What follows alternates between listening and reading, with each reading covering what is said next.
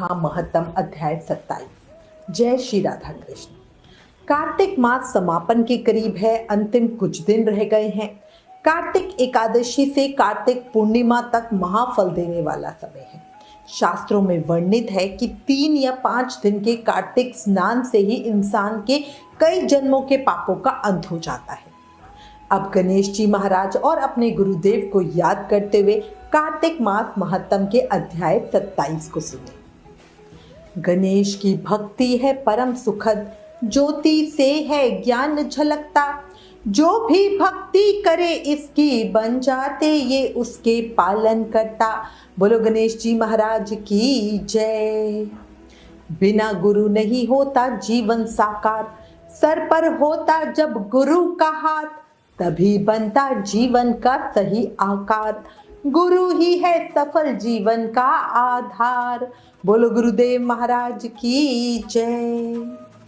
कल कार्तिक मास महत्तम के अध्याय 26 में हमने गोपाष्टमी की बहुत सुंदर कथा का श्रवण किया था। अब आज कार्तिक मास महत्तम के इस अध्याय में जानेंगे कार्तिक शुक्ल नवमी यानी आंवला नवमी का महत्व।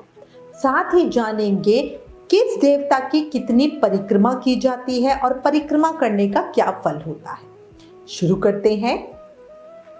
कृष्ण नाम का आसरा, कृष्ण नाम का ध्यान, 27वां अध्याय अब सुनो, ये है बहुत महान।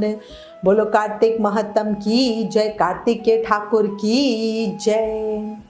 कार्तिक मास महत्तम को सुनते हुए राजा पृथु बड़े आनंदित होने लगे और वो बड़े ही आनंद के साथ नारद मुनि से पूछने लगे, हे नारद जी, आप वेद शास्त्र तथा पुराणों के जानने वाले हैं, कृपया करके ये बतलाइए कि किस देवता की कितनी परिक्रमा होती है और परिक्रमा करने का क्या फल होता है।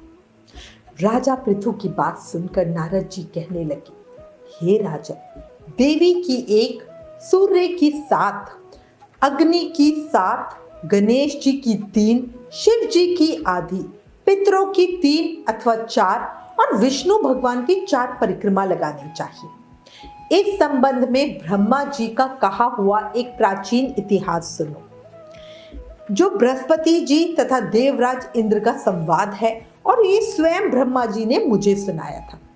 इसके बाद नारद जी बोले, वैवस्वर मनवतर में एक समय सब देवताओं सहित इंद्र बृहस्पति जी के पास जाकर उनसे पूछने लगे, हे गुरुदेव, ब्रह्म काल से पहले ये सृष्टि कैसी थी? इंद्र तथा अन्य देवगण कैसे थे और उनका कर्म कैसा था? ये सुनकर बृहस्पति जी कहने लगे, उस समय की बात तो हम भी नहीं बता सकते, क्योंकि उस समय को 6 मनवतर बीत चुकी है। परंतु आपके ही नगर में एक सुधर्मा नाम वाला राजा है, वो सब कुछ बता सकता है, अतः उसके पास चलिए। तब बृहस्पति जी सब देवों तथा इंद्र को साथ लेकर राजा सुधर्मा के पास आए। राजा सुधर्मा ने देव गुरु जी सहित इंद्र आदि देवताओं का यथाविधि पूजन तथा आदर सत्कार किया। इंद्र सुधर्मा का राज्य, लक्ष्मी तथा वैभव को देखकर दंग रह गया। तत्पश्चात कहने लगा, हे सुधर्मा, इतनी लक्ष्मी तुम्हें कैसे प्राप्त हुई? तुमने कौन सा यज्ञ, दान अथवा तप किया था? और ब्रह्म काल से पहले की बात तुम कैसे जानते हो? ये सब जानने की हमारी अभिलाषा है। राजा सुधर्मा बोले, हे इंद्र, जब चारों युगों की 1000 चौकड़ी बीत जाती है, तब ब्रह्मा जी का एक दिन होता है। उस एक दिन में 14 मनु और इंद्र होते हैं। जब हम विष्णु लोक में थे, तब वहां पर रहते हुए हमारे सामने इतने ब्रह्मा हो चुके थे कि हम उनकी गणना भी नहीं कर सकते। उसके बाद हम यहाँ स्वर्ग में आए। हमने जो एकमात्र अच्छा कर्म करके इतनी लंबी आयु पाई है, उसका विवरण सुनो। पहले जन्म में हम मांस खाने वाले गिद्ध थे। एक समय कार्तिक शुक्ल नवमी को श्री विष्णु जी के मंदिर में बैठे हुए थे। तभी एक शिकारी ने हमको बाण मारा, जिससे हम घायल होकर मंदिर में आ गिरे। उसी समय मांस के लोभी एक कुत्ते ने आकर मुझको पकड़ लिया। उस कुत्ते को देखकर अन्य कुत्ते भी वहां पर आ गए। वो कुत्ता बाकी कुत्तों के डर के मारे मंदिर के चारों ओर चक्कर लगाने लगा। दूसरे कुत्ते भी उसके पीछे पीछे भागते रहे। इस प्रकार हम सबकी प्रदक्षिणा हो गई और इसी बीच प्रदक्षिणा पूरी होने के बाद मेरी मृत्यु हो गई। उस प्रदक्षिणा से भगवान बहुत प्रसन्न हुए और मुझको अपना परम पद दे दिया। ये बात सुनकर इंद्र को अत्यंत प्रसन्नता हुई और उसने विधि पूर्वक भगवान का पूजन तथा प्रदक्षिणा की। इसके पश्चात नारद जी ने इस नवमी लोग कहते हैं tarot reading is not a serious career in India. इस नवमी तथा भगवान की परिक्रमा का महत्व बताते हुए आगे कहा, हे राजन, कार्तिक शुक्ल नवमी सतयुग की आदि तिथि है। इस दिन भगवान की पूजा, प्रदक्षिणा, दान, तप तथा यज्ञ करने से कई गुना फल प्राप्त होता है। यदि कार्तिक कृष्ण नवमी को मथुरा में जाकर भगवान की पूजा और प्रदक्षिणा की जाए तो उसके फल का तो कहना ही क्या है। प्रदक्षिणा करने में जितने पग उठते हैं उसके उतने ही कुल बैकुंठ में जाते हैं। यदि मथुरापुरी दूर हो तो अन्य किसी स्थान पर प्रदक्षिणा करें। यदि वो भी ना हो सके तो ब्राह्मण, विष्णु की मूर्ति, गौ या गौ के स्थान, शालग्राम और तुलसी की ही प्रदक्षिणा कर ले। समुद्र प्रयाण सारी परिक्रमा करे से जो फल मिलता है वही शालग्राम तथा तुलसा जी की प्रदक्षिणा करने से मिल जाता है। गौ, ब्राह्मण देव, मंदिर ये सब शालग्राम की मूर्ति के ही बराबर है।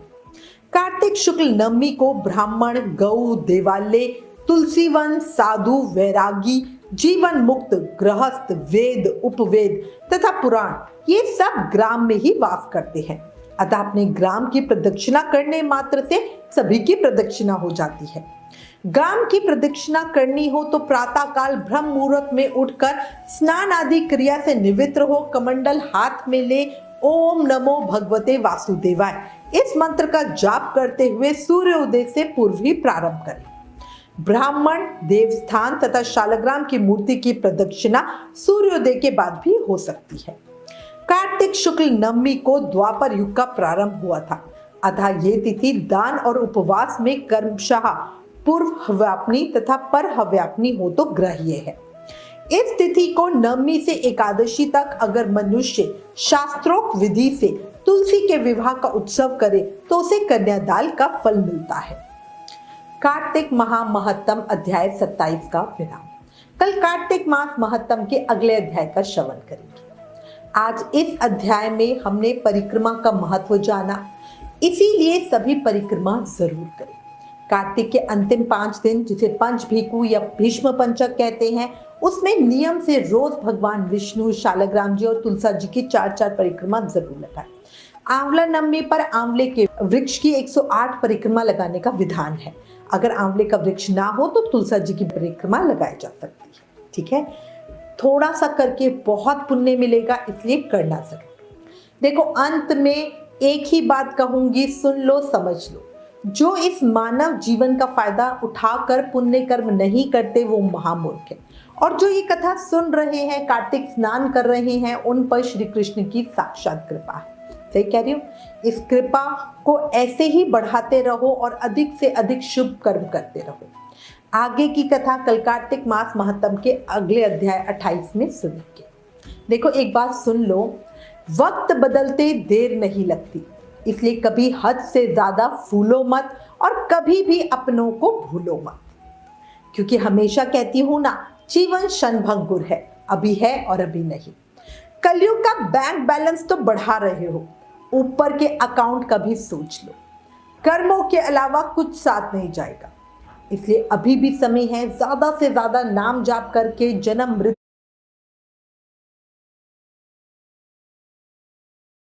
मृत्यु के चक्र से मुक्ति पालो, मुक्ति पालो। और इसका बड़ा ही सरल उपाय है नाम जाप करना। हर समय, हर पल, हर सांस के साथ प्रेम से, मन से, भाव से जाप करते रहो। हरे कृष्ण कृष्ण कृष्ण हरे हरे, हरे राम राम राम हरे हरे। याद रखो, कलयुग केवल नाम आधारा। नाम जाप करके ही कृष्ण प्रेम, भक्ति, मुक्ति, शक्ति सब पाया जा सकता है। अंतिम 5 दिन रह गए हैं कार्तिक महत्तम की। इन वीडियोस को ज्यादा से ज्यादा शेयर को, वो भी कार्तिक मास का प्रभाव पता चल सके। अपने शास्त्रों का ज्यादा से ज्यादा प्रचार करो, ये भी एक सेवा है। Please like, share and subscribe. Thank you. जय श्री राधा कृष्ण।